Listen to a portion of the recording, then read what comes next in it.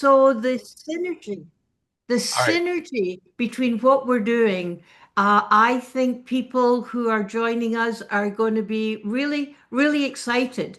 But best of all, Steve, one of the things I know about you to be so true is there are going to be strategies that are Right. going to help all of us, including me, Right. Right. Well, to be the best that we can be for the kids and the leaders in your organization. yeah, So, and I love that too, Gene. And I think the recording started a little bit late. So just for people, we are recording this session. So if you want to, we're going to send it to everybody that's been registered. We are here in the webinar, the live stream of Finding Calm in Chaos with my good friend and colleague, Dr. Gene Clinton. And we're going to get to the one strategy leaders and parents need now. And I think I'm excited like you are, Gene. There's already chat. We got people from across Canada here. We had 350 people sign up, and we are going to get to some strategies that are relatable for parents, teachers, coaches. And what I love about the people that are here is they're already doing great things, and that's what I'm excited about is reinforcing and validating what they're already doing. I like that people are chatting in the chat already. We're going to get to it right away, and I want to gonna ask the people at home or in their offices. We're going to be participating in a couple of reflections today as well. So I'm excited about that. So, Gene. I'm going to frame this presentation. We're going to get to it. And here's the thing. You know me, perpetually dissatisfied with everything.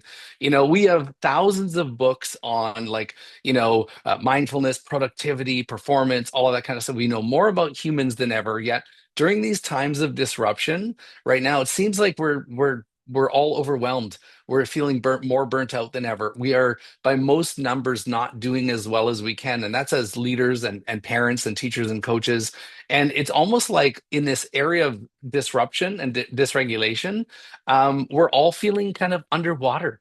We're feeling overwhelmed, burnt out. And I think it's important that this is not a personal failure. And I wanted to ask you, what are your thoughts on this? This high level of burnout and exhaustion and overwhelm that people are feeling in this day of disruption. yeah, well, I think it's so true that there is chaos all around us. That what used to be stabilizing that we would come to is no longer there. It's as if the spiral has come undone, Yeah, as we heard in a very famous poem by William Butler Yeats. But the the true thought is for me is that this is as we are. And if we can accept the things that we can't change, right. then our mind is open to the things that we absolutely can change. So focusing, as we're going to do today, Yeah. Yeah. on what we can do. Yeah, I was going to ask you, is there like a brain explanation for what's happening with our lack of focus and feeling overwhelmed in times of perpetual disruption, Gene? Where because I like what you said, control what you can control, and that's great. We could all read the our favorite mantra, right? But from your perspective, what do you see happening with like children and even adults with their response to all of this disruption? We're going to talk about strategies, but what are you seeing from a brain perspective? Like So what how can you validate it for us? Yeah. Yeah, yeah. So I think what's validating, Steve, is we have never had so many kids and youth suffering from mental distress, Right. despair, and in some cases disorder. And we Right. see that not just in the kids, but we're seeing it very, very much in the adults Right. as we hear about burnout, but as we measure how many people are now on antidepressants and now are on anti-anxiety Right. drugs, what's happening about alcohol use. Right. So we're Right. seeing this creep, creep, creep, creep, creep of this poly Right. crisis Yeah. around us. Right. And so what's happening in the brain is that we are living on high alert. Right. Our stress system, which is supposed to be able to balance itself out, is being turned on all of the Right. time. It's supposed to be Right. turned on for danger. Right. That's how we're Right. biologically Right. wired, but in fact, it's Yeah. turned on from our thinking and so much going on around us. And the Right. problem when we have that more primitive area of our brain, the fight or flight, freeze or collapse I areas, call yeah. I like to throw yeah, flounder in then there. we can't access our thinking, problem Okay. solving Right. brain. And the Okay. brain likes certainty. The Perfect. brain Perfect. likes certainty. And That guess is the what? perfect setup. Yeah, that is the perfect setup, Gene, because this is it. I want everybody to know if you're feeling that way, you're not alone. Like what Gene is talking about, our brains are on high alert, and disruption kind of undermines our certainty and it disconnects us from each other and things that matter. So we're going to come to a solution. And one of my favorite solutions, and the thing that I'm excited about, Gene, and I'm going to bring it to the audience right away. We're going to do a reflection. I'm excited because the strategy that I'm going to share today, that we're going to share, is not only good for adults and each other, and like a term that you use, I'm going to save it because it's my favorite, is it's good for kids as well. And it's good for teachers in the classroom, and it's good for parents in the home, and it's good for leaders in the organization. So before, I don't want people to get depressed. It's like, oh my gosh, we're disrupted, our brains are on high elite, or feeling overwhelmed and exhausted. Let's go back because sometimes people have a hard time remembering what it's like to thrive. So I'm going to go back to the audience. And if you're watching the recording now, I want to do a reflection. And Gene, you can do this as well. I get people to think about their greatest moments ever, right? This moment, I love our imaginations, because if it's not now, let's go back to it. Think about a time when you were on a team or in a situation where you were feeling calm, capable, and confident, where you were feeling like validated, excited, like firing on all cylinders. When you were on a team, and I want the audience to think about this as well. Go back to a time when you were feeling and doing your best on a team, where you were functioning high, performing optimally. And I want you to think about that time. And what I want to see in the chat right now is what was contributing to that time. I want people to like what was happening. So, Gene, for you, and I want people to put it into the chat. Like, what were the ingredients, the qualities, or even the values that were being embodied or lived at that time that were making that moment great? So, Gene, did you come up with anything in particular, that a time when you were feeling great and doing great, and what were the things that contributed to it? And I'm Um, going to write um, some of the stuff down that we can see as we're going along. But Gene, I want to hear yeah, from you. Yeah. yeah. Well, a lot of it, as I think about that, um, I have a drive to make a difference. Right. And Right. so in moments, and I think of moments when I'm presenting to varied groups across the country, Yeah. it's really that sense of what I am offering is Yeah. going to make a difference in the lives of the people who are there Right. and the children Yeah. that they deal with. Right. That when I'm in the company of people who value me, Right. who Yeah. say, Yeah. Yeah. Yeah. Yeah. I want to hear Jean, then I feel buoyed up, as it were. Right. I love that. And sometimes even time flies. Yeah. Yeah. Well, Time just flies. it stands still, doesn't it? And in the chat, look at the chat, everybody. Look at this stuff. Trust things that you're saying already. What's in there is making a difference, feeling valued, feeling safe. I see respect, accountability. Oh my gosh, a shared values, belief in each other. So this is important. When we look at these chat, we're going to come back to these great words in just a moment. Because your greatest moments, my research shows your greatest moments don't happen by accident. I see kindness, I see impact, I see honesty, I see respect. Okay, so this is awesome because we're going to come in, we're going to just share the screen for a bit because I want people to keep chatting. I love seeing people in the chat having conversations with each other. And what I love in the chat, Gene, and I'm going to share the slides just for a moment here because this is what's powerful. We've talked about this before, Gene. We talk about the three great states, don't we? Safe, significant, and situated. And now for the people that have always said, Steve, we love seeing your face with Gene, but we also love seeing some visuals. So I'm just going to show this briefly. Now, I want everybody to know if you've heard this before, one of the things Gene and I talk about often is the three great states, and that is being in environments and relationships where we feel and do our best. Now, if you look at the chat, look at this. How much does safety come up? Oh my goodness.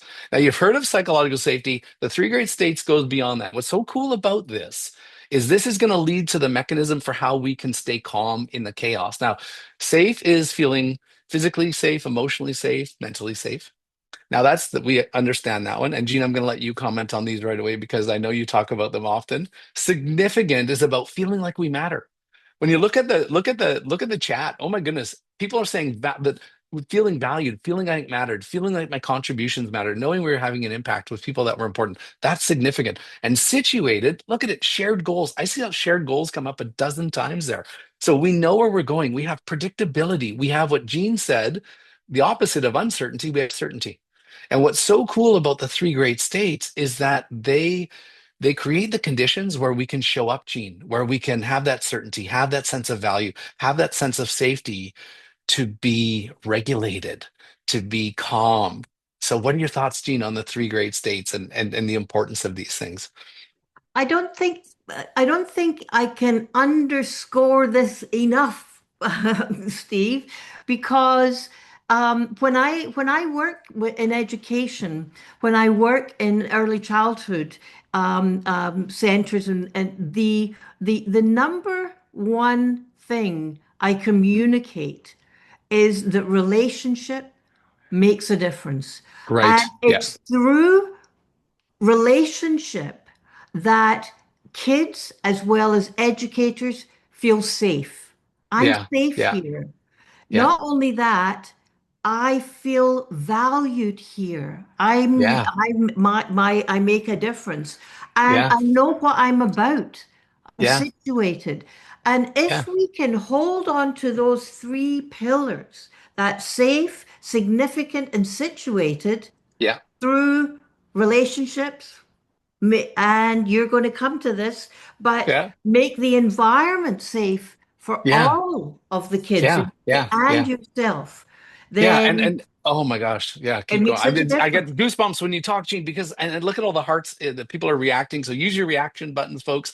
Like what I love about what you're saying is the relationship, and in the environment. Now, a lot of people say there's some people here that say, yeah, yeah, I know. Of course, keep it safe. Of course, help them feel they matter. But how? How do we do that? And I think that's where we're falling short is that we all know that this makes sense, right? And the cool thing about the three great states, Gene, and I love it with teachers and parents and leaders, is that we can control them in our relationships and we can influence them within the environment. Now, I want to get to what makes the three great states so great because you and I know, right, what makes the three great states so great. And it's three new words that we've used before, and I'm going to share my screen one more time for those people that say, Steve, can we have a visual? Well, here's the visual. Gene, this is what is going to lead to our solution today for everybody that showed up, a very practical solution. One of the things that makes the three great states so great is that and we'll go backwards, right? Or in different order, is that when we feel significant, Gene, when you say, Steve, I love you, thank you feed my human need for connection, my requirement, right? When you give me an agenda for a meeting in our meeting, when you say, Steve, the bathroom's down the hall, Steve, do you need anything before we get started? Steve, we're done at the top of the hour. You're situating me and you're giving me that human existential requirement of clarity, right? And what those two things do is gives me that sense of control, that personal sense of agency that keeps me safe. And this is the thing that makes the three great states so incredible is that when we do them with each other, which we see in the chat about 100 different things, right? We'll get even to the one biggest one, Gene, we are creating connection, providing clarity, and providing a sense of control. And that is something that you talk about often, which leads to calm, right? When we don't have those, we're not calm. So, Gene, tell me about your thoughts right now and tell me what you're thinking about with respect to this. Well, do you know, Steve, the thing that's come to my mind is a situation that I'm currently experiencing. Okay. And as you know, my friend is a great support. One of my kids is in hospital just now. Right. And he's on a mood disorders unit. He's having so much trouble with depression and anxiety. Right. Yeah. And what's helping me get through this? What's helping me get through this is absolutely connection to him, connection to his care providers, connection to you and my dear friends. Once I have that opportunity, once I'm having it, then I have clarity. Oh, so that's what you're doing. That's what the plan is for his care. Oh, what you're saying, Jean, is I should take some time, make sure I'm okay. That's the clarity. And Yeah. then I feel like I'm not madly whirring off in lots of directions. I Yeah. actually feel some degree of control and confidence in Yeah. Yeah. as well. I love to think about connection, clarity, and control in so many situations. I think about it in early childhood centers and all the places that I connect with. Yeah. Yeah. Yeah. Yeah. Connection, relationship. Yeah. Connection, relationship. Yeah. Clarity is knowing. Yeah. Yeah. Control, not controlling. There's a Right. difference, you know, you've Yeah. taught me Yeah. that being in control and controlling, big difference. Yeah, Yeah. big difference. And so thank you for that, Gene. And this is important, but there's a great question. So folks, keep the chats going. I'm here with my beautiful friend, my beautiful heart, Dr. Jean Clinton, who I love dearly, who wrote the book Love Builds Brains. She's actually one of the only people I feature in my book, Getting to Better. She's full all in chapter 4. And we're talking today, so the three great states, we got a great question from Stephanie, Jean. It's like, because I think what's important, folks, we're going to get to the strategy right away. But what Jean's getting at right now, Jean has really reinforced that when she has connection. So when people, provide that sense of safety, that support, when they're there for her saying, Jean, you matter. I love you. Significant. We're providing that connection that you need, right? Saying, I'll call you tomorrow at 3 o'clock is that clarity, right? And this is really important. We can create safe, significant, and situated with each other in these situations, which help give us that sense of calm, right? And so the question is, it says, living in a fear-based society, war, chaos, food insecurity, housing crisis, disconnection, all of this disruption undermines the three great states. How can we set the foundation of safety within these moments or within distrust, right? And what's really powerful about the three great states, everybody, and thank you, Stephanie, for the question. And folks, throw more questions in there in the chat, but dump them in the Q&A and we'll get to them. Is what's really powerful about the three great states is that we may not be able to change the disruption. We may not be able to change the circumstances within Gene's situation. We may not be able to change the downsizing or the change in mandate in the organization or what's happening in our health region. But what we can do as leaders, as parents, as teachers, and coaches is we can create the three great states in that environment. And we saw Brenda Bajuk, who's in the background, COO of Brivia, used to be the president of Seven Oaks General Hospital. And she went to work during the pandemic of creating the three great states. She couldn't change the pandemic, but she got all of her leaders and teams focusing on how do we create safe, significant, and situated for each other. And what we saw was a cocoon within the disruption, right? And this was very powerful because it was a way of helping people stay calm in a chaotic and very disruptive environment. And Gene, what are your thoughts on this idea of we may not be able to change the disruption, but we can help people stay calm by creating the three great states and providing connection, clarity, and a sense of control? What are your thoughts on that? Well, again, I come back, Steve, to children and young people. And as a parent, as an educator, exactly as you've said, you may not be able to control that you live in poverty at this moment. You may not be able to control a whole lot of things, but you absolutely can control the quality of your relationship and interaction with your Yeah, child, yeah, with the children around you, as an educator, that being with that focused attention to help kids feel felt by you is buffering yeah, them. It's yeah, buffering them. That yeah, connection, that feeling safe. And you know, there's a big amount of research now looking at one, we've learned a lot about adverse childhood experiences, the Yeah. ACEs, and their relationship to later health. But now, thank goodness, there's much more research going on in hope, Right. healthy outcomes from positive experiences Right. through what's Yeah. being called PACEs. Yeah. And Yeah. paces are all about connection, safety. They're all Yeah. about feeling valued and Yeah. valuable. That's Yeah. clarity. And Yeah. they're all about being situated, knowing where you're going, what it is. Right. We've had a Yeah. crisis. We've had a Yeah. crisis in youth, hope, Oh yeah. a Yeah. crisis in youth hope without a sense of direction or meaning or Yeah. purpose. Right. And And one of our good friends, Michael Fullen, is demonstrating in California that high schools can become places of hope. How?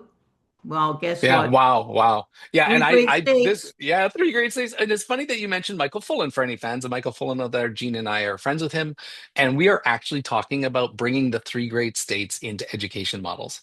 And it is so powerful because hope, some people hope says, well, but what about action, right? Hope gets stronger and greater through what I call in the book evidence of better, right? And when we have concrete evidence that we can connect, we can provide clarity, we can provide a personal sense of agency in the chaos, we can start to stay calm. And I think this is really important, folks. And Gene, I want to ask, what is the brain's response to disruption? So, one of the things from the three great states, the very first thing that this is why it's important, and what Brenda did in her hospital, and what we see in hospitals across Canada now, and in other mining industry that we work in, aviation, is that even though we can't change the disruption that's happening, we can create the three great states in our relationships and the environments that we spend in. Now, what disruption does outside of that, like outside of this, is the first thing that goes is situated, right? We get the clarity and the predictability taken out from under us. So that's the first thing that happens. The next thing that happens is it disconnects us from the things that are important, the things that matter, right? We do the things that matter less, we connect less. And I think it undermines significant. And those two things undermine our sense of safety, right? And I think it's important for people to know that because there's nothing wrong with them. There's nothing that, they're not doing anything wrong, but the way back is to create the three great states or the three C's. And we're going to give that solution right away. But Gene, what can you tell us about what's happening to the brain when disruption hits and it undermines the three great states? Well, when disruption hits, the stress that we experience goes up. And Right. the pattern of stress, as Bruce Perry talks about, when the stress is unpredictable, when it's Yeah. overwhelming, that Yeah. leads to the burnout that you're describing. But if you can, and so the brain wants that equilibrium, that Yeah. homeostasis, Yeah. if you can, as parents, as coaches, any adults with kids, if you can make the stress more predictable, I know this is going to happen. You know, when my Yeah. son during COVID was in the ICU and you had to put all the PPI, the personal protective Yeah. equipment, PPE, Yeah. when you had to put that on, at first it's alarming, but then you're in control because this is what Yeah. you're doing. So Yeah. that sense of make it predictable, bring the stress down as much as you Yeah. can in your Yeah. corner, in your Yeah. connection. And Yeah. that's what leads to resilience. Yeah, it does. It's the recipe for resilience. And this, we're going to get to my favorite tool, and it's so powerful. And I'm excited. And I see in the chat people are like, love seeing the three great states in the education system. Well, I can't wait. And also, we are asking, Gene, somebody asked about where they can find resources on PACE. Do you know where people can find resources on PACE? We Yeah, can send it in a absolutely. follow-up email as well, right? We can, Okay. if off the top of your head, you know where. Um, Yep. So the site I like the best is the HOPE, HOPE site, which is Healthy Outcome for Positive Experiences. HOPE. okay. It's All right. a whole thing. There's also that we can Awesome. add in afterwards, as you, if you're saying, Steve, there's also a paper from 2019 that Yeah. Yeah. identify what some of those Yeah. paces, Yeah. are. Yeah, Yeah. it's Awesome. Good. super. Good. Good. And you Good know stuff. Yeah. the just a little science bit, Yeah. studying the paces, the positive childhood experiences, they saw that even people who had lots of adverse childhood experiences, if they had paces, then they didn't have those poor health outcomes. Right. It Right. buffered, it Yeah. ameliorated, Yeah. it brought down that stress system to make it more predictable, Yeah. make it more Yeah. moderate, and leading to resilience. Awesome. Thank you, Gene. You know, I love that about this idea of predictability, right? Because as human beings, our brains are like wired for we prediction and anticipation. What's next? And thank you for getting some thank yous in the chat and some private messages, Gene, for giving those resources. I wanted to just kind of bring some attention to, like you mentioned, we talk about predictability as a big thing, situated clarity. And I think what's important for people here to know is that, like you were saying from the very beginning, what's within our control? And this is leading to the one strategy, right? What's within our control? Because sometimes we feel powerless. We feel that we don't feel like we can affect change. And you also said something earlier, like focus on what's in front of us. What's the next step, right? What is the next step? We don't have to think about tomorrow if we can't think about to the end of today. What do we need to do before lunch? What's the one task that we have to get to? So, Gene, I want to get to because I want to talk a little bit about co-regulation. I know that you talk a lot about that. There's also a term that you use quite often about doing something with your calm. I want to get to that. Before we get to the one strategy that we promised, it's in the title, is I want people to go back and look at the chat from earlier. What were some of the things that were coming up, Gene? I'm going to read them. I wrote them down. You know, my ADHD needs to be satisfied somehow, right? So some of the words that came up, folks, and you've got them in the chat there. If you scroll back, is things like care, belonging, support, respect, integrity, relationship, connection, safety, and there's a whole bunch more. Fun was in there. Now, what's really important, and this is part of the work that I'm doing, Gene, is people's greatest moments were not an accident. And one of the biggest things that we're seeing, and I know you like the core four, we talk about needs, values, goals, and strengths. Values is one of the most powerful forces of meaning and motivation, Gene. And if people think about their greatest moments, the piece that's not an accident is that the values that were important to them were actually being lived. They were actually creating that sense of fulfillment, that sense of direction, that sense of significance. And this is really, really important because the one strategy we're going to talk about, and I'm just looking at my notes because I want to get this right, is that when we know the value, so we're doing it retrospectively. But what I'm talking about, the one tool, and here it comes, Gene, right? And I want to know your thoughts on this, is that when we make values part of our compass, when we set as groups working and living together what values are important, let's use compassion and respect, for instance. Well, that becomes a compass for us. And what's really cool about that is when that's lived, it not only provides us direction, it provides us connection and a sense of personal agency. And so, one of these cool things that we're coming across is that when people know their values and they share them, and they actually put them into practice, they do three things. They connect us, they direct us, and they protect us. Right? We'll talk a little bit. Gene, what are your thoughts on Yeah, this? well, What are your Steve, thoughts on this? what is, it makes me wonder about many people that I've come across in my career as a physician, as a doc, is people haven't necessarily reflected upon what their values are. Right? Yeah. They're being driven by their needs, all of those things, but they don't really know what their values are because we don't encourage a pedagogy, a teaching of reflection, Think Yeah. about it. So, what do we do in that situation when people may not know what their values are? They're being driven by them, but Oh yeah. they don't know what they are. What do you Yeah, do in Gene, that's that a situation? it's interesting that you said that because we work with a lot of doctors. And just last month, we had a doctor who's mid 50s, a specialist. We were doing a values reflection exercise. And I was wondering, maybe in the fall we can do a webinar on how to find your values, Gene. Would you maybe we can do that together? And she said in the middle of the session, she got really angry and said, how come I didn't know what my values were? Like, how come I'm 50 plus years old and now I'm figuring it out now? And I think there's two ways of doing it. You can do a values reflection exercise, which we do at Brivia, and you can find us online, briviaconsulting.com. That's the company that we're that's hosting this webinar.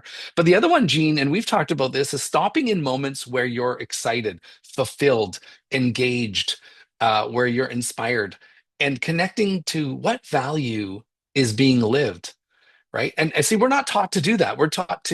We usually tune into ourselves when things are going badly, right? When we're frustrated, when we're overwhelmed. As I say in the book, that's the worst time. That is the absolute worst time to try to explore. So, people, fun, and being honest, because fun is a value, right? Optimism is a value, hope's a value. So stopping in those moments where you're on a team or you're engaged, and it's great to have a conversation too. I mean, there's a lot of people here, Gene, that walk by values on the wall every single day at work.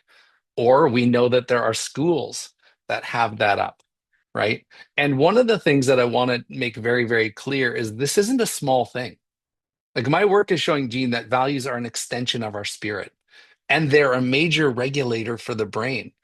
So, Gene, if you and I, and this is what I want to ask you about co-regulation, and also if you're not, it's also a source of calm, because when the shift hits, right?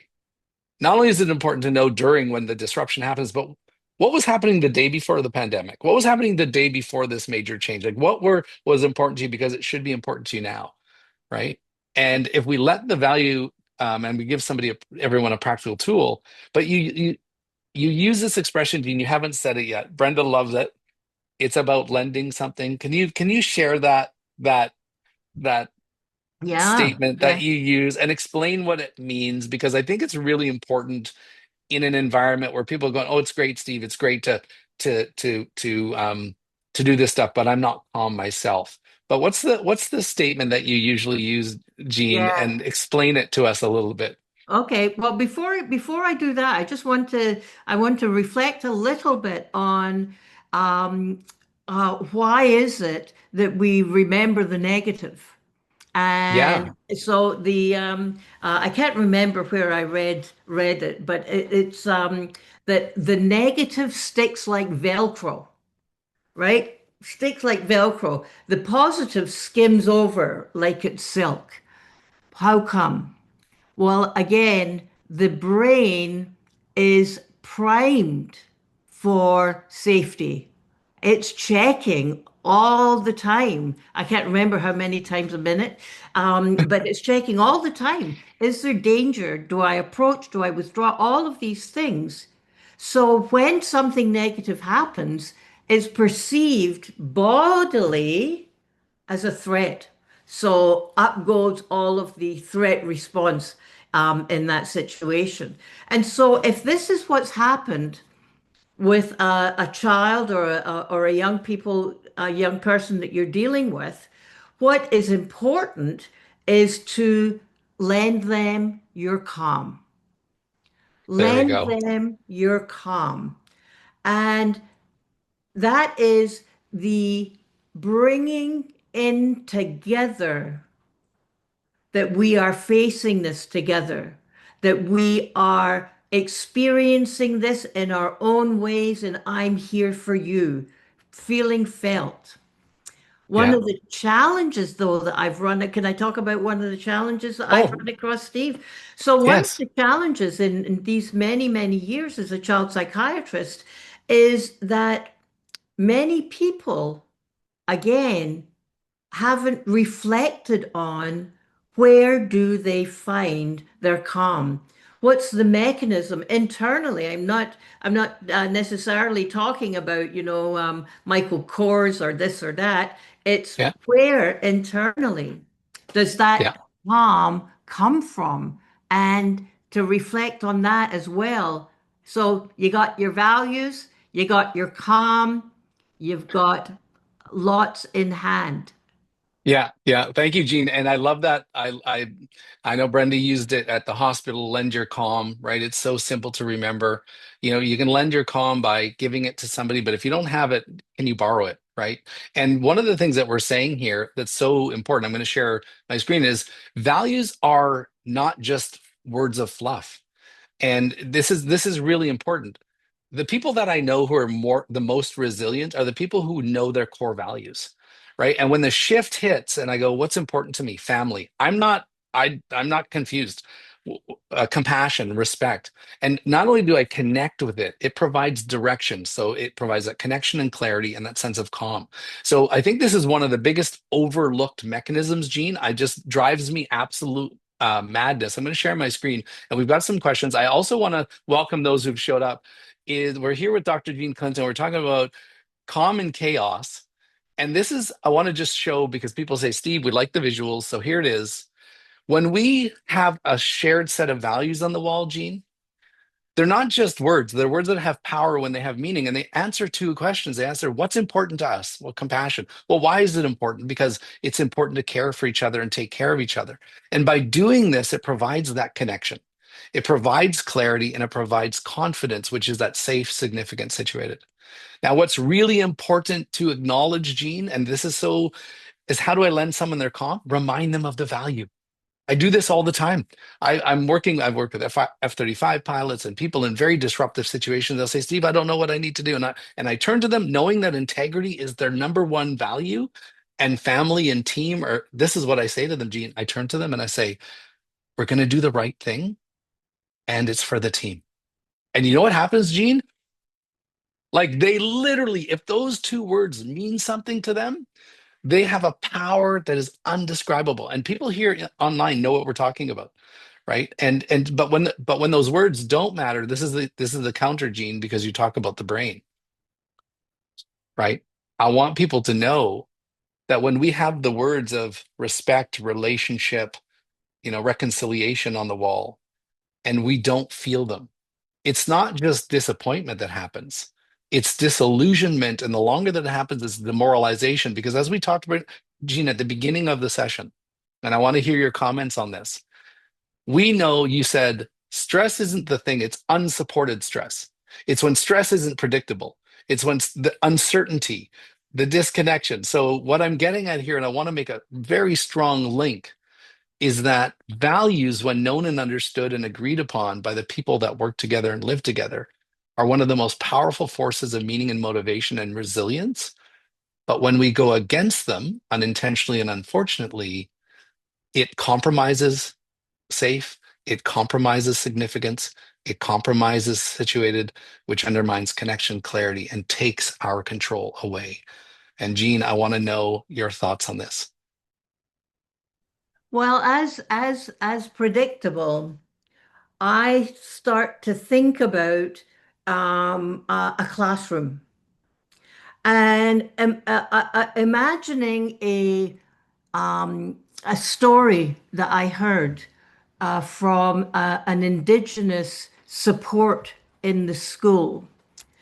And the principle of this is in the classroom, very often you'll walk in and there are a list of rules on the wall.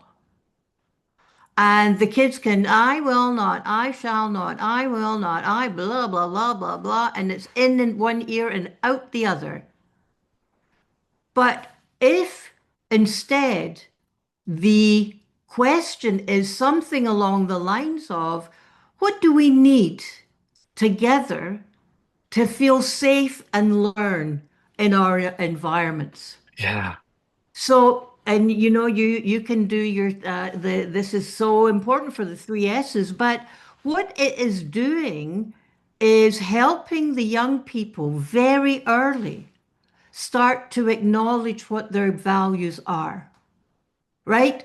To be kind, to share, all of those things. And the part that was the that I heard from this indigenous leader was in the classrooms that he went to, he would help the kids create agreements, agreements like the wampum. The wampum, it represents the agreements between it may be the Mohawk and the Testatora or whatever the different nations are, and it brings in value.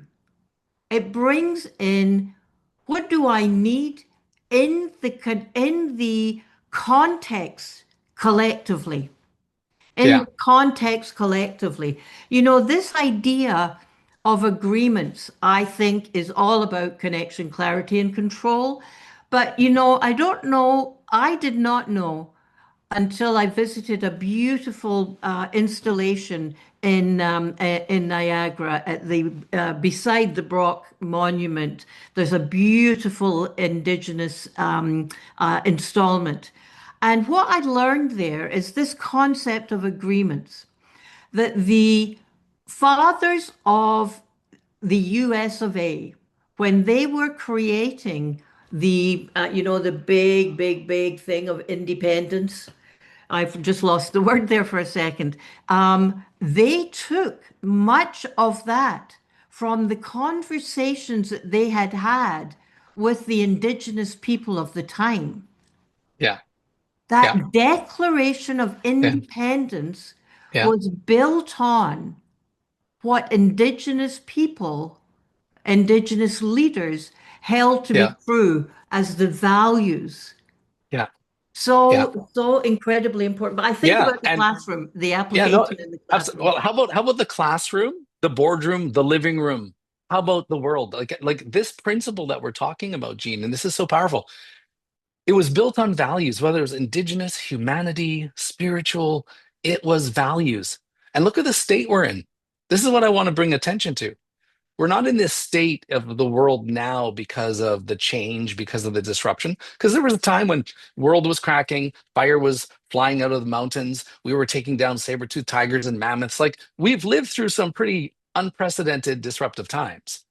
But what's hurting us now? What's burning us out in the boardroom and in organizations? What's compromising children's learning, I believe, and perspective, and what's impacting families is that we are living and behaving in ways that are incongruent with the values we say are important. And this is very important, folks, because if you want a quick win, not easy, but a quick win on improving the condition of the people in your organization, in your home, or in your classroom to create conditions where we learn, adapt, grow, and get stronger. Sounds like resilience to me, is to make those words on the wall mean something. Because when they mean something, they provide connection, direction, and protection. And Gene, I want to share your book because we're coming to the top of the hour. We still have 12 minutes left. We're going to answer some questions because I'm getting really worked up right now. You know what happens when I get worked up? I've stopped interrupting, which thanks to some prompts. I get so excited to be here with you, and it saddens my heart that unintentionally and unfortunately we are burning people out. We are disillusioning them and demoralizing them. And I love what you said. I love the idea of agreements. Let's agree to those words. Let's agree to making them mean something. And then thirdly, let's agree that the behaviors we need to align to make those come to life, to fulfill, right, to inspire, to grow. So Gene, I'm going to put up this. I'm going to thank everybody for being here because we got a couple things here to show, and this is coming back. Gene, I'm going to come back to this. This is the most practical strategy, Gene, and you almost said it. But before we do, I want you to talk about your great work. Tell us about your books. The QR code wasn't working. So here's the webinars, or sorry, here's the links. I want people to know before they go, even though this is being recorded.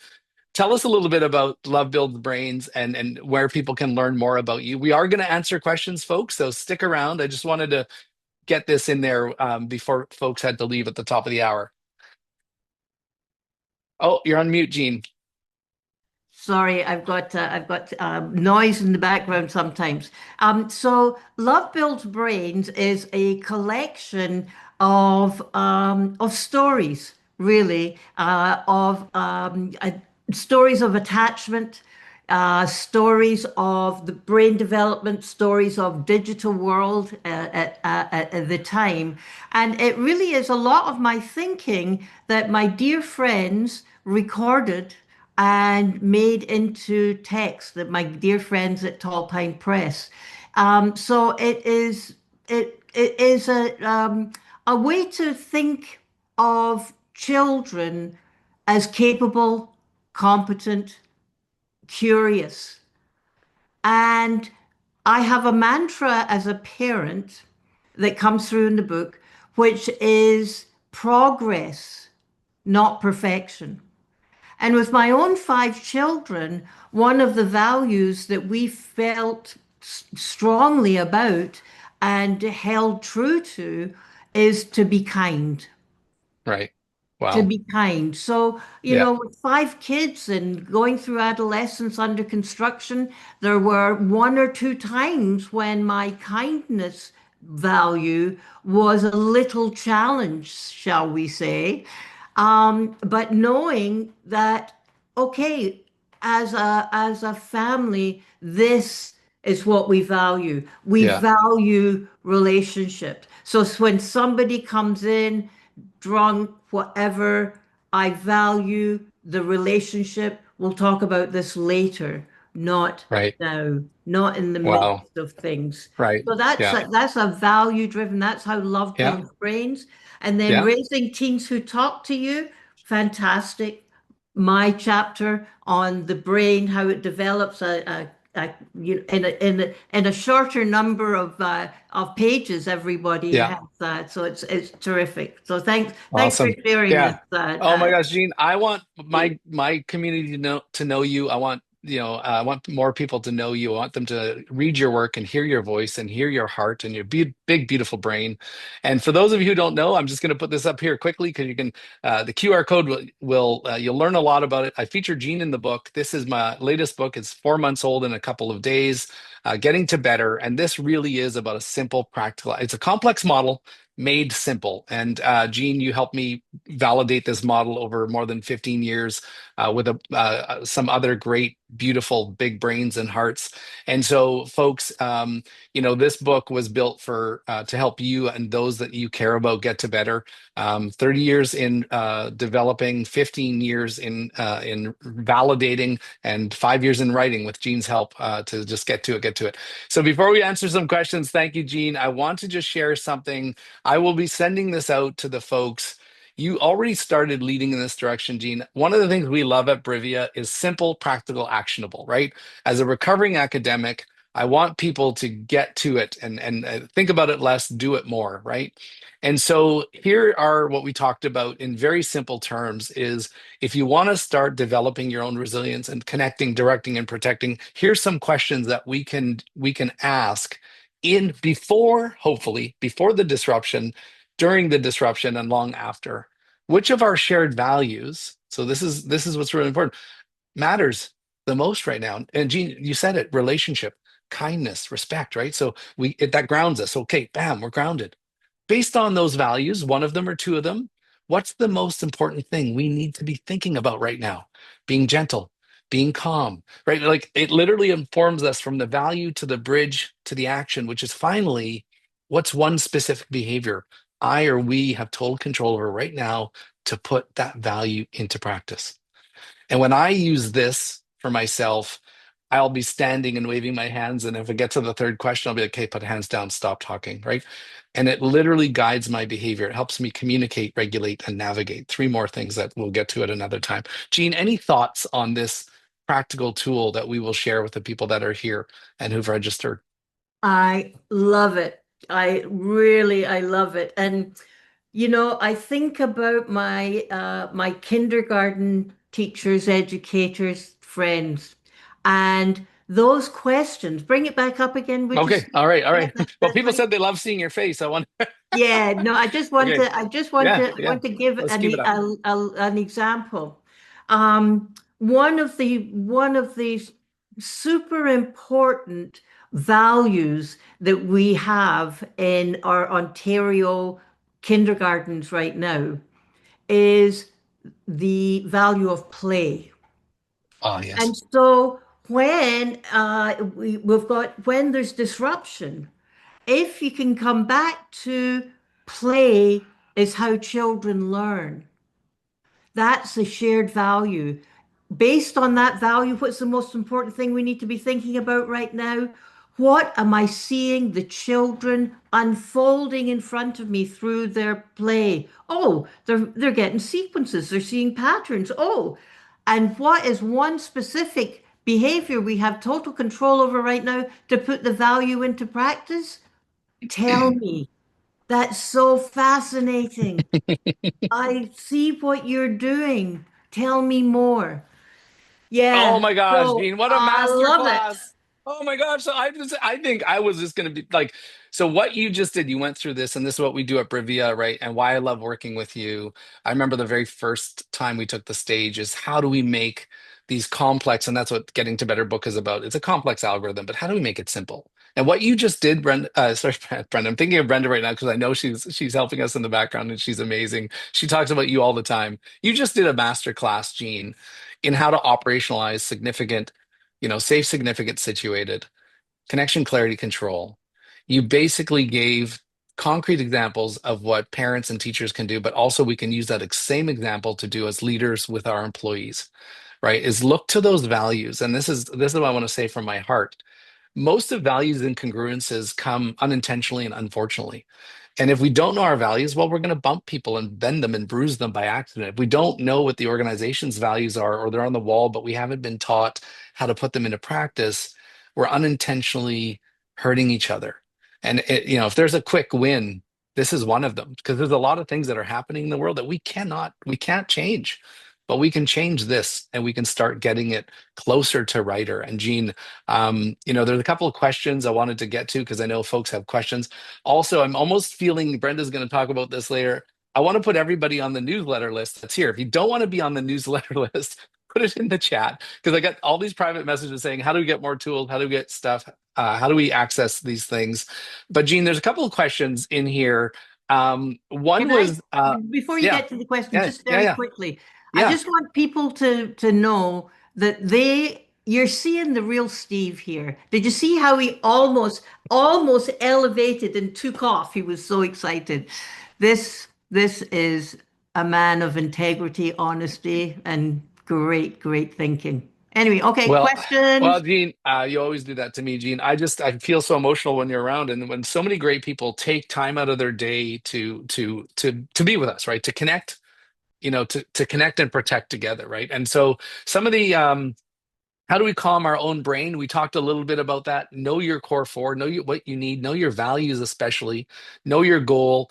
Gene, I was going to ask, do you have any quick tips on how to calm your brain quickly? Like, Oh, yes. because, yeah, So, a simple grounding exercise, I can never remember the order, but first of all, to sit, be aware that you're sitting, and then think about five things that you can see, four things that you can hear, three things that you could smell. You get the idea. Go yeah, down yeah. five, four, three, two, one.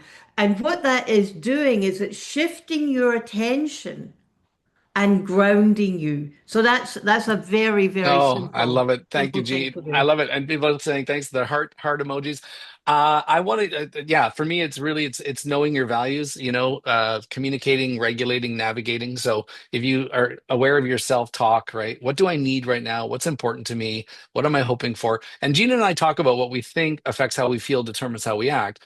But you can't always shift your mindset, right? And this is the big thing. I got a problem with everything. I love mindset, growth mindset, but every once in a while you can't change your mind. So get up and move because sometimes if we change what we do, we'll change how we feel and we'll change how we think. So that's another thing. Gene, there's a question about reflection versus reflective practice and reflection, and is there a difference between reflective practice and reflecting to improve our behavior or improve outcomes?